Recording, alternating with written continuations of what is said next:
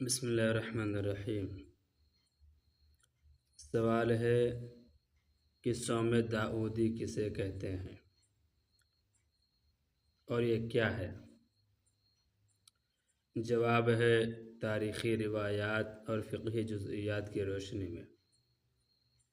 آج 24 شعبان المعظم کی تاریخ ہے اور 1446 ہجری کا سن ہے۔ 24 شعبان المعظم 1376 ہجری یعنی 1957 عیسوی کو پیر محمد شاہ بھیروی رحمۃ اللہ علیہ کا انتقال ہوا۔ یہ صحابہ صفہ میں سے برگزیدہ صحابی حضرت حبار بن سفیان رضی اللہ تعالی عنہ کی اولاد میں سے ہے۔ زکریا ملتانی رحمۃ اللہ علیہ کے نسل سے ہیں۔ یہ غازی اسلام تھے اور پوری زندگی ان کا معمول رہا ہے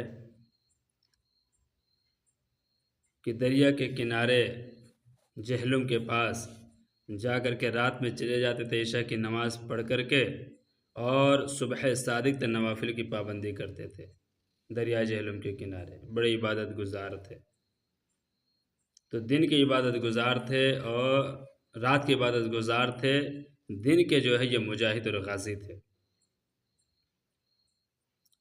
تو پیر محمد شاہ بھیروی رحمۃ اللہ علیہ کا ایک معمول تھا کہ یہ صوم داؤدی رکھتے تھے، یعنی ایک دن روزہ رکھتے تھے، دوسرے دن افطاری کرتے تھے، یعنی روزہ نہیں رہتے تھے۔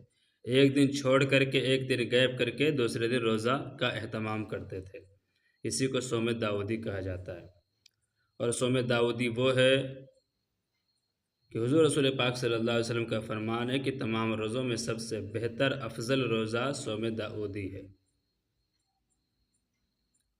صوم داؤدی اس کو کہتے ہیں کہ ایک دن روزہ رہے اور ایک دن روزہ نہ رہے، ایک دن چھوڑ کر کے پھر روزہ رہے، پھر ایک دن چھوڑ کر کے ایک دن روزہ رکھے۔